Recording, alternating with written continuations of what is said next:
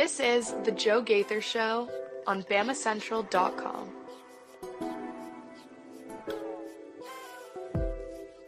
Good afternoon, Tuscaloosa, Internet World, West Alabama. How are you doing out there? This is the Joe Gaither Show on BamaCentral and BamaCentral.com. I am Joe Gaither, your host.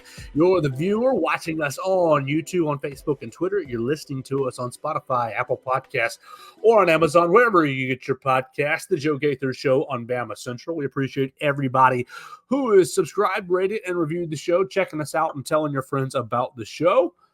We're going to have a fun week. Well, hopefully we're going to have a fun week. We are officially entered a little bit of the doldrums. Now that A-Day is behind us, college basketball is concluded. Yes, the Diamond Sports are still right in the middle of SEC season, so we'll pay attention to Alabama baseball and softball over the next few weeks as those seasons really get into the business ends. Gymnastics is getting ready for their NCAA, so they're basically at their end. But here we are. The two major sports are done, at least for the time being. What are we, 138 days away from Alabama kicking off against Western Kentucky? We got a lot longer from Alabama getting the new basketball season started. So we're going to have a little bit of fun this week, wrapping up Alabama's spring game, wrapping up Alabama's time really in basketball, looking forward to the transfer portal and seeing how Alabama works through the transfer portal period, who comes back, who stays, and who goes. But today's program is going to be all about A-Day. Did you go to A-Day on Saturday? If you did, you're welcome to jump in and join us in the comments at Joe Gaither6 for whatever social media machines that you like to use. Send me your comment, question, query, and complaint. Let me know what you thought of Alabama's A-Day. What we're going to do is we're going to talk about Alabama's offensive standouts. We're going to talk about the format, new scoring format this year for A-Day. Then we're going to talk about really the transfer portal as it gets opened for college football tomorrow. What we might see, what we might feel for Alabama. We'll talk about the turnout, and then we will wrap it up with what do we think Alabama needs on the offensive side of the football. Tomorrow we'll talk about defense, but today is going to be all about Alabama's offense from A-Day on Saturday. All right, so if you're living under a rock, Alabama's A-Day was on Saturday. And what the team offense, Team White, beat Team Defense, Team Crimson, 34-28. And so let's go over some standouts of people that we enjoyed watching. Look, if you joined us on, the Friday show, we talked about 5 players that I was looking forward to seeing. James Brockermeyer, Austin Mack, Richard Young were 3 of those 5 players. On the offensive side, we had 2 defensive players, and Keon Keeley and Red Morgan. Red Morgan had himself a pretty good little day, but not really. Austin Mack struggled. James Brockermeyer, you look at the offensive line. The offensive line did pretty well, but it's kind of hard to really judge, especially considering what the rules are, what the defense is being really saddled with rules-wise. You saw Jalen Milroe, his second snap, he takes off and runs, and really the play goes dead because it's spring ball. You can't really tackle and get after the quarterbacks. I know there were some quarterback curries, and I guess there was a couple sacks that were taken down, but really hard to stand out on the defensive side of the ball because of the way the rules are structured. Now, let's talk about standouts. I got 5 standouts, 5 offensive skill players that stood out to me during the performance on Saturday in Bryant-Denny Stadium. You can, of course, let me know who stood out to you, or if you thought any of these guys might become real ball players. Let's just go. We'll list off the names, and then we'll talk about the performances. That'll be a good way to do it. I got Jeremy Bernard, I got Jam Miller, I got Richard Young, Cole Adams, and Ty Simpson as my 5 offensive standouts. And obviously, it's all skill position players. I think Tyler Booker had himself a good little day on the offensive line, and Elijah Pritchett did as well. But really, I'm not Chris Kapilovich. I'm not grading the offensive line very critically, especially considering the rules that we just outlined. So offensively, let's start with Jeremy Bernard because he transferred in from Washington, and Jeremy was not always healthy during the spring, so you didn't hear tons about him, but you heard, always helping the wide receivers get to know the new offense.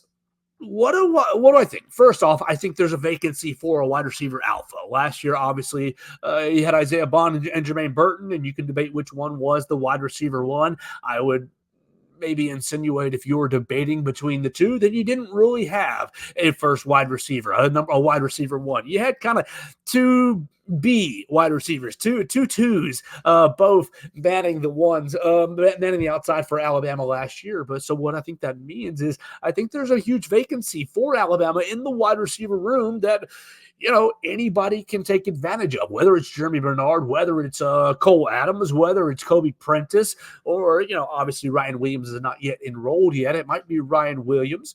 I think there's a vacancy in the wide receiver room. And Jeremy Bernard really took a small step forward. I want to remind you that it is small because a guy named Ajayi Hall does exist. Ajayi Hall tears up the spring game, 2020, 2021, and people lose their minds. Always going to be wide receiver one, and didn't do anything that fall and transferred out of the program shortly after. So yeah, we like to see Jeremy Bernard's performance. What do you have? 3 receptions, 122 yards. He gets the big chunk play down the field to Jalen Milroe. He gets the crosser with the run after the catch from Jalen Milroe as well, and then I think he finished with a catch from Ty Simpson as well. I like what you saw out of Jeremy. I think you saw a really physical receiver, a receiver who's going to play the ball in the air. You saw that with his first reception. He's kind of in the hole shot between the corner and the safety. Was Jalen Milroe late on the throw? Yes, he was. But Jeremy Bernard steps in front of the safety and makes a play in contact, catching the ball, making a pretty big reception to kickstart the Alabama offensive drive. And then, a couple of series later, he's going on a crossing route, and Jalen drops it in there beautifully. It was a pass into the bucket from the pocket across the field, right over a defender into the place, right into Jeremy Bernard's hands. And Bernard turned what was probably a 25-yard play into the longest catch of the day for him, a 52-yard reception. So look, I liked what I saw out of Jeremy Bernard. He made me think, there is a little bit of potential for a wide receiver one right there.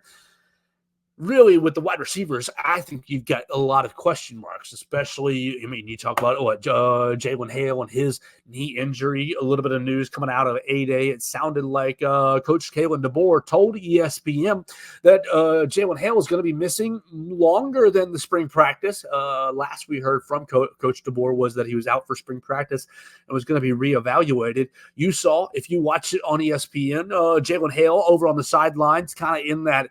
It wasn't really a wheelchair, but it wasn't really a hospital bed either. It was kind of a combination between the two. Obviously, suffering a significant knee injury in practice a couple of weeks ago, and Kalen DeBoer saying that he might miss the entire season. So you've got a lot of question marks in the wide receiver room, and you look through the receivers and you look at the rest of the stats. We're going to talk about Cole Adams in just a second, but Emmanuel Henderson, Kobe Prentice, and Caleb Odom were really the only other receivers who made some plays.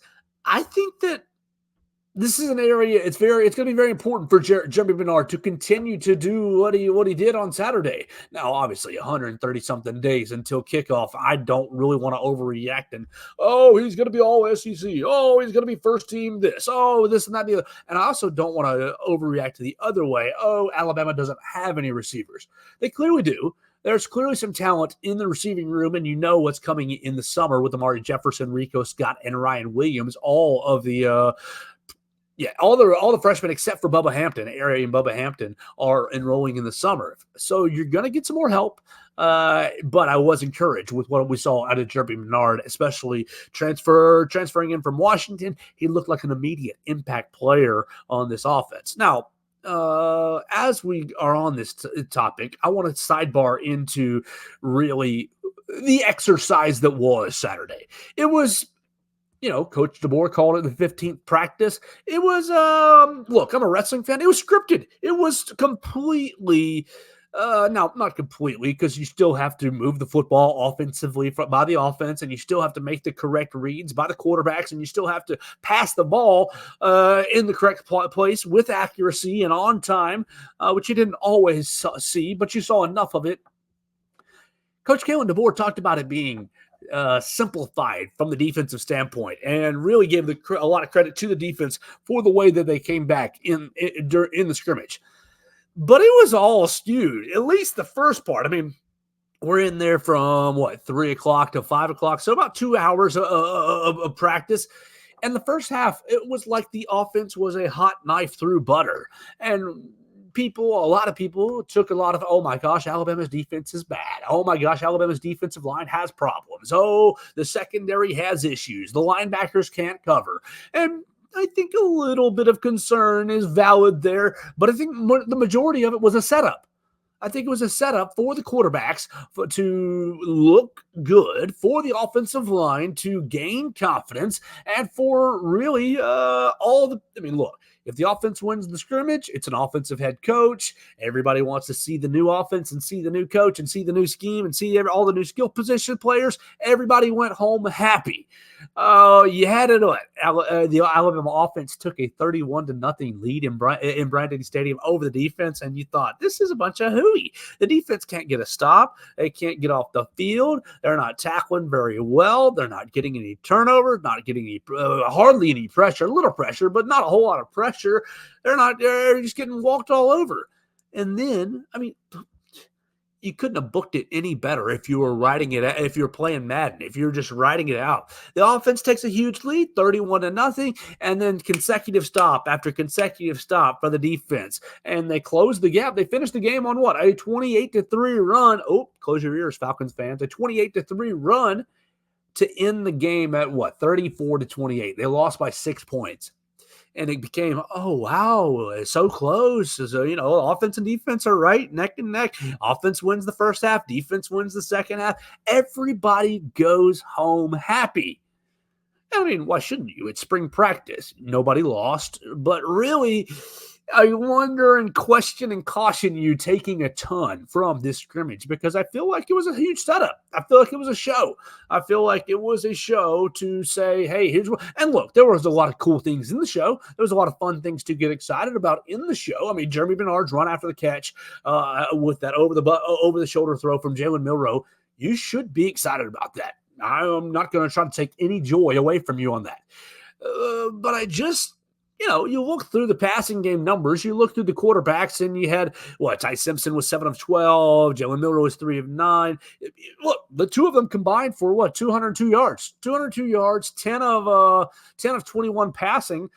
So you're not really, what's that, 50%? Yeah, 50%. 50% completion percentage for 200 yards. They got up 31 points. So they led 4 straight touchdown drives and a field goal before they even got slowed down and stopped. And then, surprisingly, almost coincidentally, the defense started reeling off stop after stop after stop after stop. And so, I don't know. I want to caution you from, the offense looks so good. Oh, the defense looks so bad. I think it was very much a setup to keep the Alabama fan base excited and engaged and energized about this program. Yeah, outside of the building, but inside of the building, I think it was a setup to keep everybody's confidence high. The quarterbacks can all look at their tape, and all 4 of them all made some positive throws, and all 4 of them had some throws or some plays that they wish they had back. I think what you showed out there was perfect, at least from a first-year standpoint, because everybody that got into the scrimmage can probably lean on, hey, I'm making progress. I've got a role on this team, and here was my growth over the spring, and I had a good enough spring game.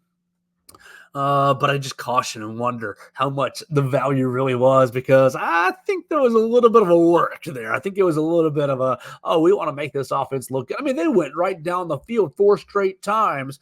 Jalen Milroe's first drive was like 4 plays. It was ridiculous. Don't I have the drive charts? Yeah, okay, you're right there. Drive chart. 5 plays, 75 yards.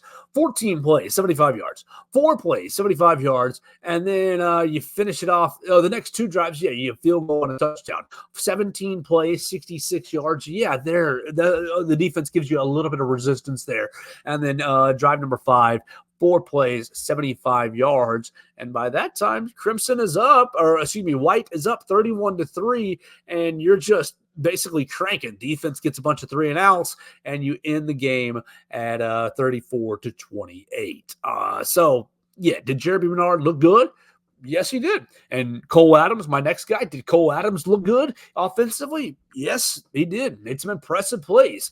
But I just don't know how valuable and how much it's going to really mean for the fall, because I kind of think a lot of this was scripted to make several players kind of look good, so that they go into the summer riding high. Yeah, Cole Adams is my next guy, offensively speaking. 3 catches, 46 yards. And look, he didn't score a touchdown, but he did really do well in the slot for Alabama. I was most impressed with the crosser from right to left going into the south end zone in Bryant-Denny Stadium. And it was it. Yeah, I think it was Simpson. It was either Simpson or Lonigan who's throwing it to him, and he comes open. Simpson or Lonigan's late to getting their eyes to him, but they finally do. They got their eyes to him. They snapped it over to Cole Adams, and Brayson Hubbard, the safety out of Mississippi, second-year safety out of Mississippi, just brought the wood, cracked Cole Adams pretty good on the catch. But Adams held on to make the reception. I don't really want to say Hunter Renfrow, but yeah, it looked a little bit like Hunter Renfrow, Julian Edelman, kind of that type of player. He looked, maybe Slade Bolden-esque, but better. We'll see. We're going to see how he develops. He was only a freshman last season out of Oklahoma, but last year we heard all kinds of talk about how fast and how quick and just what kind of an athlete he was. Even though he's small, he is small. We know that. But Cole Adams was very, very impressive in open space and in route running on Saturday. And yeah, I think there's plenty of opportunities in this wide receiver room. Now, you don't know, like we just said, how it's going to play out with when Ryan Williams and Rico Scott and Amari Jefferson do enroll. But for now, Cole Adams, I think, looked like a kind of guy who, you want to keep an eye on him in the fall to see what kind of role he can carve out on this football team. All right, let's hit 2 running backs that impressed me before we hit the quarterback that impressed me. Look, I know a lot of people wanted to talk and wanted to see Justice Haynes, and Justice Haynes is the name running back. He's the running back that everybody loves. I wonder if it's because of the Georgia connection and his daddy went to Georgia and everybody wants to see him succeed so they can rub it in their Georgia fan friend's face. But it was Jam Miller and it was Richard Young who impressed me the most on Saturday. Not to say that Justice Haynes isn't impressive. Justice Haynes on the day, where's my rushing right there? Justice Haynes, 3 carries, 10 yards, and a touchdown. Look, you hear that. 3 carries. We weren't really looking to see a whole lot out of Justice Haynes. The coaching staff was like, all right, we're good. We know that Justice Haynes is talented. That's a bigger reason. That's one of the reasons why I think this was a farce. Why I think this, not a farce, but a setup. Look, and know what you got at Justice Haynes. We're not going to run him. 3 carries, 10 yards, and he did get into the end zone from a couple of yards away. I think it was a 6-yard carry. But Jam Miller, 86 yards, 83 touchdowns, 2 touchdowns. He pops almost a 50-yard run. I think Jam Miller's one of the most, maybe it's in my echo chamber, but he's a disrespected player. People have been talking, Justice Haynes, I can't wait for him to be running back 1. And about Richard Young because of his 5-star status the year prior. And I think that's valid. Look, Justice and Richard are good players, really good players. But Jam Miller has taken the reins in this backfield over the course of 2 years. I know that, Chase McClellan and Roy Dell were basically your dogs last year, but Jam through the end of the year basically said, you have to play me. I'm playing so well. I am an explosive running back that you have to play me. I was impressed with Jam this past week because of his explosiveness and his decisiveness. One thing, and I guess this is a combination with Richard and with Justice Haynes, is there was a very obvious intent to get downhill in the running game with A-Day. Now, is it because you want to keep things simple and you just want to go straight ahead and, hey, we're not going to get too crazy into blocking the schemes and, we're just going to show down block, kick out, here we go. There's your hole off tackle and see how fast you can go. I think there's a little bit of that. We want to keep the blocking schemes as simple as possible, but I do wonder and think and believe that the downhill running style will be implemented this fall. A lot more than we've seen with Bill O'Brien. maybe a little more than you saw with Tommy Reese, but definitely a lot more than you saw with Bill O'Brien. And with that, I mean, you should just be excited about these tailbacks. You saw 4 tailbacks who really, I think Alabama's got confidence in all 4 of them. We just hit on Justice Haynes. Jam Miller looked really, really good on Saturday. Richard Young looked really, really good on Saturday. And the freshman, the true freshman, oh my gosh, I just lost his name. 20 out of Mississippi. Not Justice Hill. Was it Justice? Oh, gosh. Daniel Hill. Sorry, Daniel Hill. Daniel Hill's stats didn't make the stat or the official stat sheet. Actually, I have it right here. Is he on here? Daniel Hill, passing, rushing. No, I've got Haynes, Milroe, Law, and Miller. I don't have anything for Daniel Hill, but he did show a good bit of power on Saturday, and I think that you got 4 running backs that are going to eat on this coming fall. So, yeah, Richard Young was the other running back that impressed me. Only 7 carries, only 30 yards, but very, very powerful, bumbling, breaking tackles. He also scored a touchdown. I think the running back room as a whole was very, very impressive. You had, 4 touchdowns out of the 3 backs. And that's going to be something like you talk about the downfield passing game. I think everybody's really excited about Alabama's vertical passing game. But if you combine the vertical passing game with a, really physical hammering running style, it's going to make things really, really hard for defenses. Do I come up and load the box and try to stop Justice and Jam and Richard Young?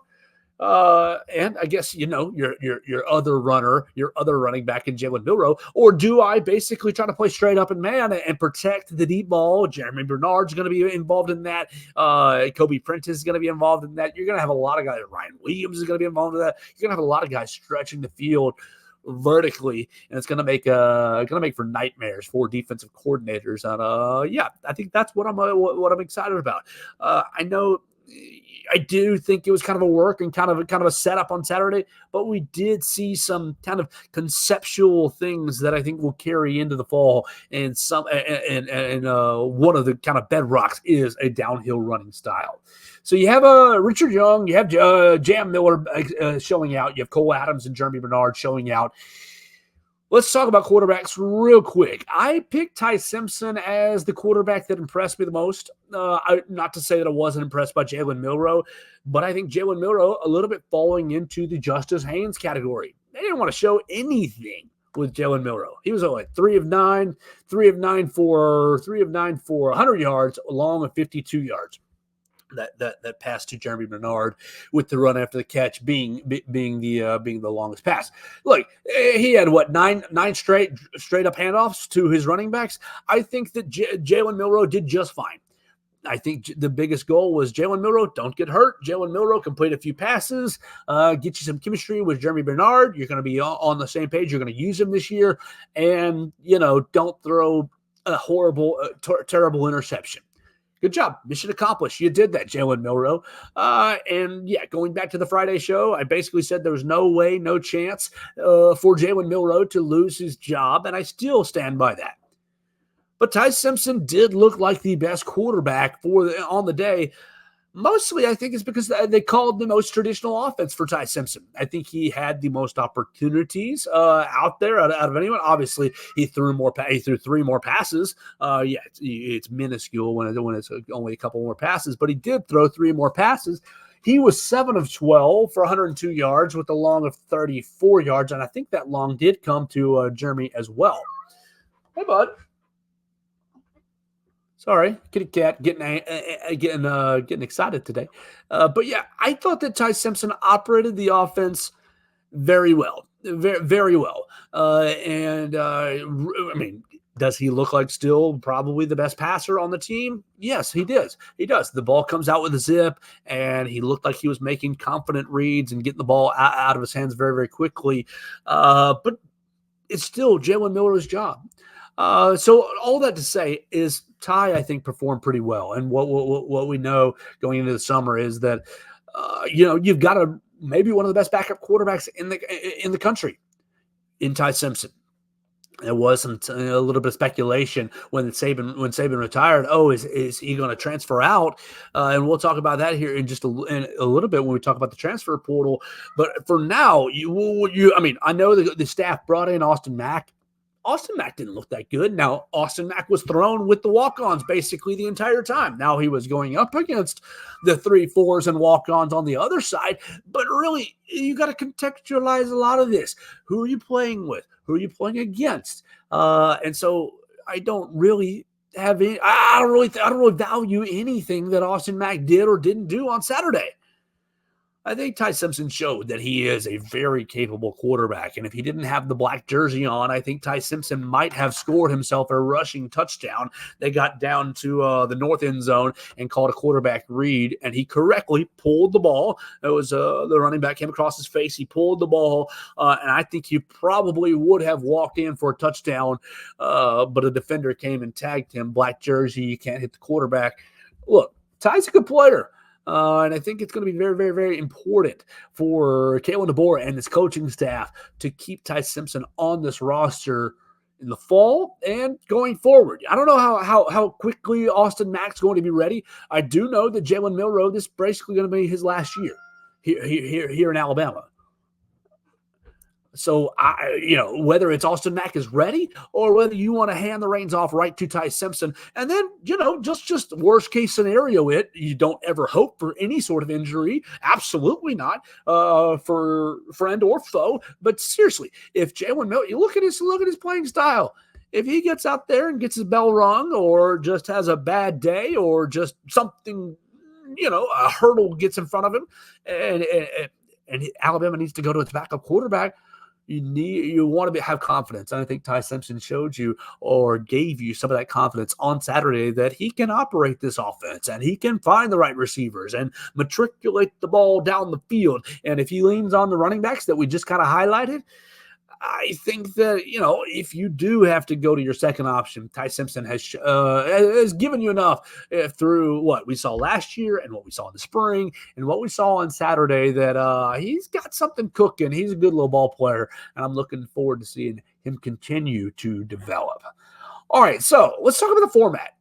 Obviously, it was offense first defense.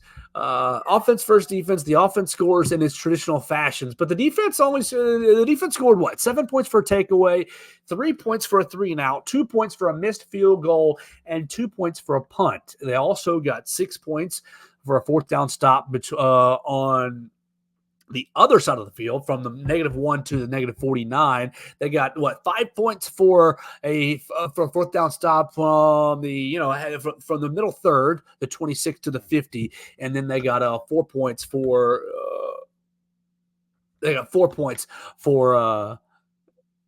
from the red zone. Excuse me, I just got a text message. So look, I didn't like it. I didn't like the format because I felt like it was unfairly skewed to the offense. Unfairly skewed to the offense to, one, score points, but two, we talked about it on Friday a little bit. I thought that if you are awarding points for a takeaway, which, look, Alabama players, you should be trying to take the football away anyways. If you're awarding points away for a takeaway, you might have instances where players are going rogue. Now, you didn't award any points for, tackles for a loss. You didn't award any points for a sack. I feel like those are areas where you could have, given the defense a little bit of a way to come back on the offense. Now, Kalen DeBoer basically said, it was an even game. Basically, the defense didn't get a turnover, and that's the difference. It was a 6-point game. If the defense got one turnover, then the defense would have won. They would have won 35-34. Still, maybe it's my old curmudgeon nature. Maybe it's the fact that I don't like change. I didn't like it, Coach DeBoer. I wish we would have kept it up with the Team Crimson versus Team White. Now, look. 12 months from now when we do 8A again, Kalen DeBoer, and you roll out this same scoring format or something similar to it, I think a lot of the people who complained over the weekend will be less likely to complain as they continue to get used to the Kalen DeBoer regime. But basically, because of the scoring system and the defense, I think it's obvious. I think it's obvious that it was rigged, that it was worked, that it was a setup. You go up 31-0, because you've driven the ball 5 times and kicked the field goal and scored 4 touchdowns. And then the defense rattles off 28 basically consecutive points because they get consecutive 3-and-out, 3-and-out, 3-and-out, 3-and-out. It just screams to me. Oh, Kalen DeBoer comes into the press conference afterwards and says, "Oh, well, if they'd have gotten a stop or if they'd have gotten a turnover, they would have won. It was just the difference of having a turnover or not." I think it's very clearly a setup to make both sides end up looking good. Now, Kalen DeBoer did say one thing that was interesting to me after the game, basically saying, "Oh, we haven't had a turnover in any of the live scrimmages. They just 8A was the third scrimmage, and that's interesting to me. One, it's encouraging that all the quarterbacks are taking care of the football. Is it encouraging from an offensive standpoint? They're not turning the ball over, or is it discouraging from a defensive standpoint that they're not getting those turnovers in live action? I think it kind of half one way, 6 one way, half a dozen the other. And then you got to think about who's playing defensive back for Alabama right now. Lots and lots and lots of inexperience back there, maybe making life a little bit easier on the 3, 4, 5 quarterbacks who are playing in practice and playing in these live action scrimmages.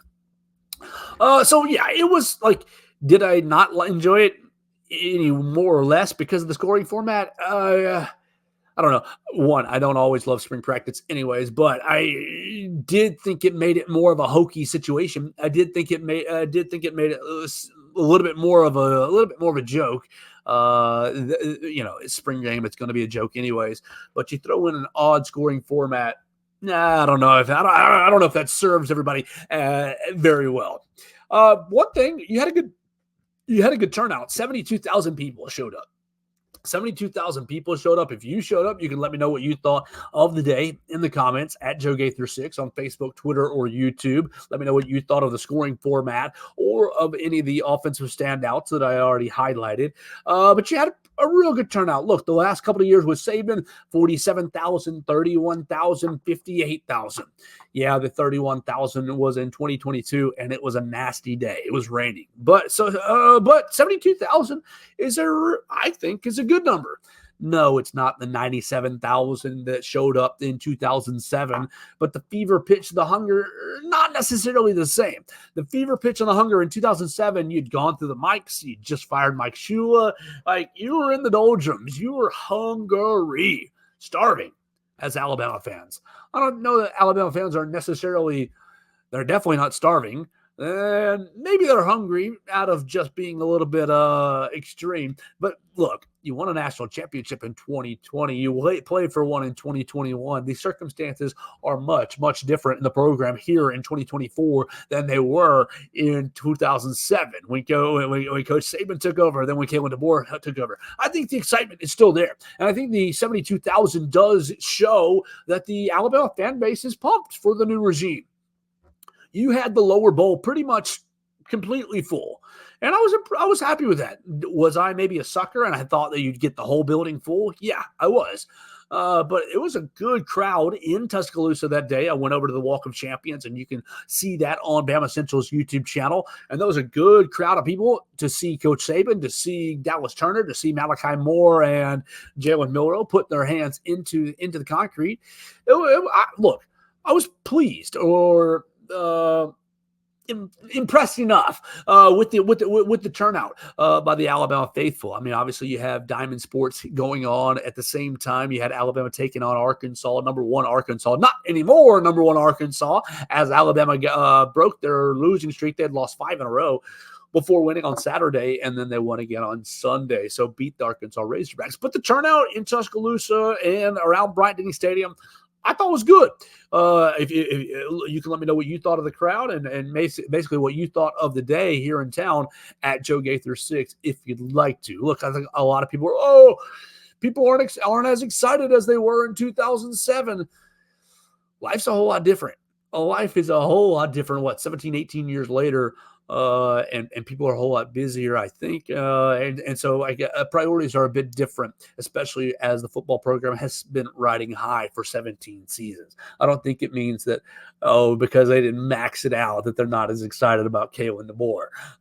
But let's go on to I got 2 more notes here. No one in the transfer portal yet, and offensive needs. Before we do that, though, look, Coach Saban was there. Coach Saban was at the captain ceremony. Coach Saban was at the game, and Coach Saban spoke to the team. Kalen DeBoer told everybody that Coach Saban spoke to the team. Do you have any issue with Coach Saban being there? I had a handful of people. Oh, Joe, it's weird. He needs to give Kalen DeBoer space. He's hovering over the program. Oh, he hadn't talked to the team as, he hadn't presented to the team since January, since he retired. Coach Saban's been out of Tuscaloosa. He's been all over the golf circuit. He was at Augusta. He was at the Waste Management Open. He's been all over. He's been all over the place playing golf, enjoying retirement. It's A-Day where he's celebrating Dallas Turner, Jalen Milroe, and Malachi Moore, three of his captains, his last three captains. Of course, he's going to show up, in my opinion. And then, it wasn't like he was out there calling plays or hanging out right next to Kalen DeBoer. He was up there in the box sitting with Miss Terry. He said, I'm going to watch it with my head coach, Terry Saban. I'll watch the game for the first time with Miss Terry. I'm kind of nervous to watch it with her. So, look, Coach Saban's going to be around the program. I think what you saw this weekend was a little bit of a microcosm of what he will do in the fall. Obviously, he's going to be working with ESPN College Game Day. I think he's going to be around a little. Not much, but a little, enough to shake hands with some recruits. He shook hands with Michael Carroll over at the captain ceremony at Denny Chimes. Michael Carroll, interior offensive lineman from Pennsylvania, I believe. Dude was huge. Came in for a visit this weekend to take in A-Day. So Coach Saban's going to be around as an ambassador for the program.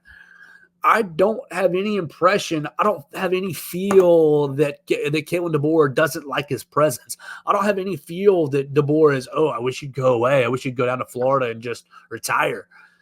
Look, you got an old coach who's made his life and basically his whole I won national championship at LSU, but he basically cemented himself as the greatest coach in college football right here in Tuscaloosa. He's not going to just go away. So I enjoyed seeing Coach Saban. Very, very funny. I did laugh while he was at the captain ceremony. I'm like you guys now. I'm a fan just like you, here to cheer on the Tide. And so Coach Saban transitioning into a new life and a new role. Let's talk about the transfer portal. Tomorrow it opens up officially. It opens up officially for football. It's been open officially for basketball for a hot minute. For football, it stays open till the end of the month. Alabama doesn't have anybody in the transfer portal yet. Nobody's been announced to be planning on going into the transfer portal, but I would anticipate that to change any minute now. Look, on Sunday mornings, right after church, Matt Zenitz of 24/7 Sports went out with Tony Mitchell, Alabama safety from Thompson, going into the transfer portal. He quickly deleted that tweet, and Tony Mitchell replied, one emoji, cap, basically calling the report a lie. Look, I don't know who's going to go in the transfer portal. I'm not going to sit here and guess that Billy or Steven or Bobby or anybody's going to go in the portal, because I don't want to put that juju on them. And I don't want to say, I don't want to have anybody, the three people that listen to this show, say, oh, Joe said Billy 5-star is going into the portal. I don't want to put anything out there like that because I just don't know. But I did run the numbers. Tony Mitchell's not in the transfer portal yet. That report has so far not come to fruition. We'll see what happens with the Thompson safety. I would maybe guess or maybe hope that Tony Mitchell wants to stay at Alabama, especially considering the various ways that Alabama went out on a limb for him last spring. We'll just say that. Obviously, if you're unfamiliar, Tony Mitchell got himself arrested while he was still in high school at spring break. Marijuana and a gun that he overcame. He took some steps and got himself back into good standing with the state and with the university. But yeah, Alabama stuck their neck out a little bit for Tony Mitchell. We'll see what happens with him. I would like to see him continue to develop here at the capstone, because I think he's a player with a lot of talent. But I went there and counted it. I have 76 scholarship players according to RollTide.com. Now, that's based on my eye, so that's give or take one or two. Obviously, I don't know if there are some players that their scholarship is a little bit, is he on scholarship? Is he not? But I counted 76. So what's that put for you, Alabama? You've got 8 guys enrolling in the summer. Ryan Williams, Amari Jefferson, Rico Scott. You've got Noah Carter. You got QB Reese. You got Kevin Riley. 8 guys enrolling in the summer, plus 1 player from the transfer portal already in Caden Proctor.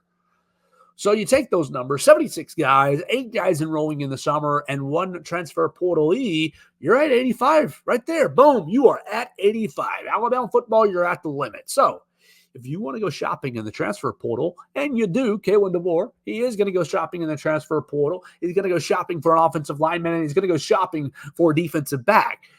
But in order to do that, some players are going to have to go themselves. So you're at 85 scholarships. In the next couple of days, you're going to see Billy 5-star and Steven 5-star, and you're highly rated. A lot of guys, if they're coming to Alabama, they're a highly rated player. You're going to see guys with potential going into the transfer portal. Don't freak out. Do not freak out. It's okay.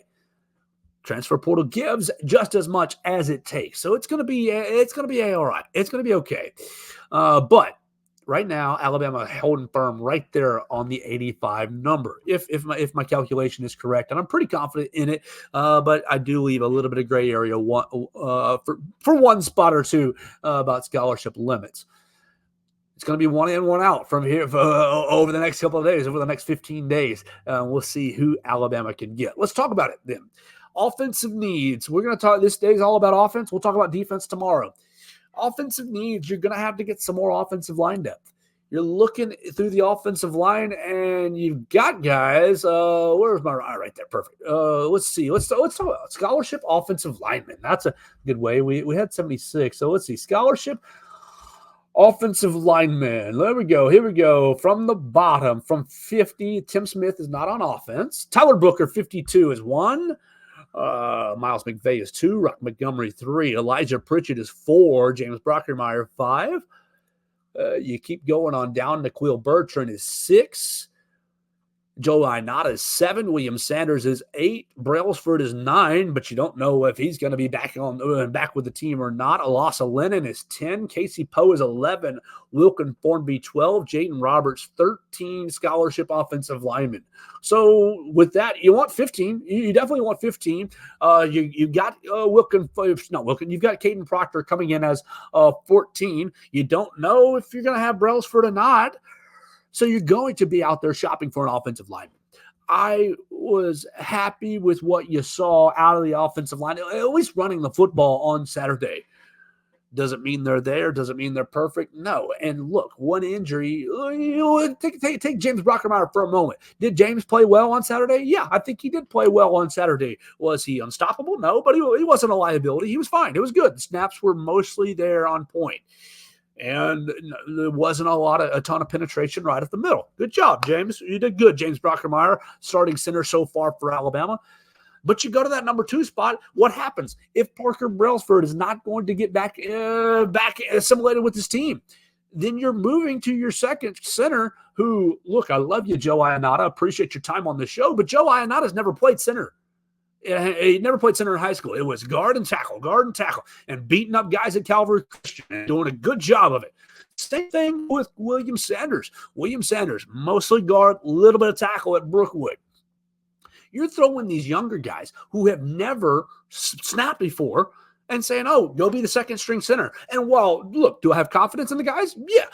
Those guys seem like bright fellas working hard, giving their all to a position. They would give their all to be Alabama's second team center. But do you really want to do that? Do you really look? Joe snaps on Saturday weren't all perfect, and he'd tell you that that's okay. He's growing and learning at the position. But do you really want to live that way for another year next year? No, you don't want to do that. So you want to get Parker Brailsford back comfortable here in Tuscaloosa and feeling good about being a part of the program. You do. That would be the most ideal. But number 2, you got to go find a center or an interior offensive lineman who can snap the football, who has had experience snapping the football. You're already gotten Caden Proctor. He's going to give you some help at the tackle position. You're probably going to go back into the portal for a tackle. The depth on the offensive line is a huge problem, and I think that's going to be one of the areas that Alabama addresses in the transfer portal. The last two offensive needs are not about going out and getting anybody. They're about keeping what you have. I think that Ty Simpson showed enough for himself on Saturday that he's going to get tampered with. Look, he's probably been tampered with already, but he's going to get tampered with. Hey, man, we need a quarterback. Hey, you can be our number 2 quarterback, or you can come here and be in a quarterback competition and maybe prove yourself. Or there's probably even going to be programs maybe offering him a pathway to their quarterback 1 job. I think my two biggest needs and notes outside of getting offensive line depth is retaining the quarterback talent and retaining the running back talent. Look, if Ty Simpson walks, it just is what it is, and that's the way that college football works these days. And look, he's got limited opportunities to make a name for himself. If Ty Simpson goes to the portal, you're leaning on Lonergan and Austin Mack. And while Lonergan looks like he could be a player as well, and the coaching staff loves Austin Mack, ask yourself, who would you rather have as Alabama's backup quarterback? Dylan Lonergan, Austin Mack, or Ty Simpson? It's a no-brainer decision. So you got to retain your quarterback talent for the next 15 days. And then the running back talent. We talked about the loaded running backs earlier in the program. Justice Haynes, Richard Young, Jam Miller, and Daniel Hill. And you've got Kevin Riley enrolling in the summer. Now, Kevin Riley could get on the Richard Young path, but potentially, probably, Richard Young enrolled in the summer last year and didn't really get any sort of playing time.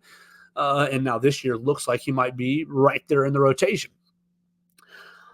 I'm just from a selfish standpoint. You look at Jam, you look at Justice, and you look at Richard, and you say, hey, man, there's not enough football to go around for all three of us. I think all 3 guys could be starters in college football. And so with the portal opening up, I think it would be very, very important for Alabama to maintain its depth in the running back room. And so there we go. That's going to do it for us today. That's going to kind of wrap us up. We talked a lot about 8A. I hit on 5 offensive players that stood out to me on Saturday. Who stood out to you? We had Jeremy Bernard, Jam Miller, Richard Young, Cole Adams, and Ty Simpson as my 5 skill position standouts. You can let me know who stood out to you in the comments at Joe Gaither 6 on any social media machine. Or if you want to reply to this podcast on Apple Podcast or Amazon, there's places for you to do that as well below in the comments section. We talked about the format a little bit and how I kind of thought the game was a show, a bit of a work on Saturday. And you can let me know if you disagree with that. Please feel free to agree or disagree. And then we also talked about Alabama's transfer portal prospects for offense. One thing I'm going to leave you with, because it's now getting out, Sam Walters is the newest Alabama basketball player to go into the portal. Make sure to put to transfer since he hasn't for sure entered yet. So Sam Walters becomes the next Alabama basketball player to go into the transfer portal. And I'm not really surprised by this, because what did surprise me in Phoenix, we're wrapping up interviews inside the locker room, and Sam Walters takes his damn jersey off and leaves it in the middle of the floor. Now, was it like thrown? No, it was not thrown. It was neatly, nicely placed, but it was right in the middle of the floor. And I thought, that's weird. That's very weird. And I picked it up and handed it to a manager and tried to get it to the right place. But I thought, man, why would anybody leave their jersey right in the middle of the floor right at the end of the year? I'm not a locker room expert, but there's usually a basket or a trainer who comes around looking for uniforms to try to collect them so they all get put in the right place. So Sam Walters goes in the transfer portal from Alabama basketball's perspective. We haven't hit on Chris Youngblood committing today. We're not going to do that because we're almost out of time.